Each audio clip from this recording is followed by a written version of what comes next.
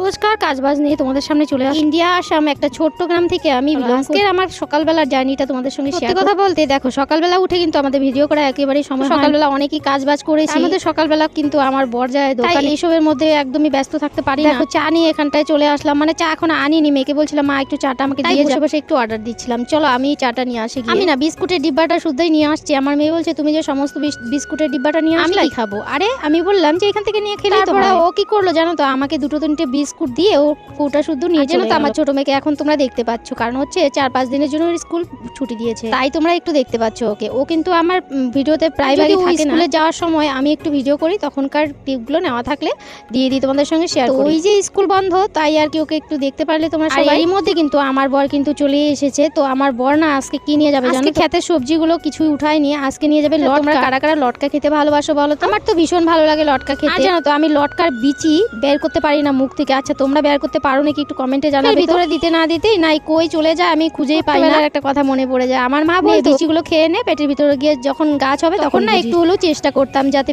বিচিটা আর কি ভেতরে না যায়। এখন না সেটাকে ভাবি যে এটা তো মজার করে, সেই চেষ্টাটাও কিন্তু হারিয়ে ফেলেছি। আমার না গলা দিয়ে এমনি এমনি লটকার বিচি ঢুকে যায়। এই দেখো তোমাদেরকে বললাম আমার বর আজকে লটকা নিয়ে যাবে। লটকা জিনিসটা কিন্তু বেশি খাওয়া যায় না, তাই আর কি আমার বর দেখো আজকে নিয়ে যাবে বিক্রি করতে। এসব 4-5 দিনের ভিতরে কিন্তু নষ্ট হয়ে যায়, তাই রাখার কোনো মানে প্রয়োজন রাখতে গেলেই নষ্ট হয়ে যাবে, তাই আর কি রাখার কোনো দরকারই নেই। অনেকেই আছে আমার বর যে সবজি ব্যবসা করে এইসব নিয়ে হাসি ঠাট্টাও করতে পারে, আমাদের তাতে কোনো কিছুই যায় আসে না। কারণ হচ্ছে আমাদের এটাই গর্ব যে আমার বর, সত্যি কথা বলতে এইসব কথা বলতে কিন্তু আমার ভীষণই ভালো লাগে। কারণ হচ্ছে আমার বর যে কৃষক, কারণ কৃষকের জন্য কিন্তু সমস্ত পৃথিবীর লোক বেঁচে আছে, এটাই সবচেয়ে বড় কথা, তাই না? অনেকেই আছে স্কুল টিচার ছাড়াও কিন্তু স্কুল বেঁচে থাকে। এখানে স্কুল টিচারের এতটা ডিমান্ড, সেখানে আমার বড়ও কিন্তু ততটাই ডিমান্ড।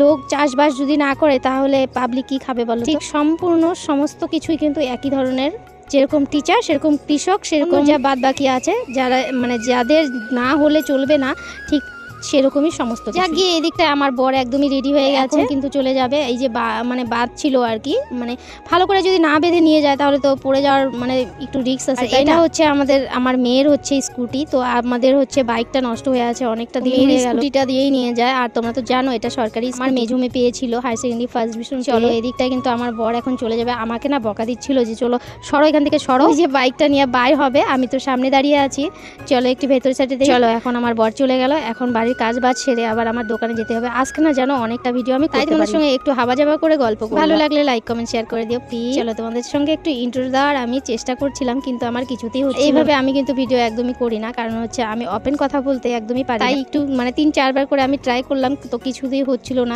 তোমাদেরকে কাটিংটা আমি দেখিয়ে দিই, এই দেখো কিভাবে আমি ভিডিও করার জন্য। চলো এখন বাকি কাজগুলো সেরে আমি কিন্তু চলে যাব। হচ্ছে সমস্ত কাজ বাজ যে করবো, আমার মোবাইলে একদমই চার্জ কেন জানি আজকে লাইন নেই। চলো সমস্ত বাসনগুলো মেজে এখন চলে যাবো আমি দোকানে। আমার ভিডিওটা যদি তোমাদের ভালো লাগে তাহলে লাইক কমেন্ট শেয়ার একটা সাবস্ক্রাইব করে দিও প্লিজ।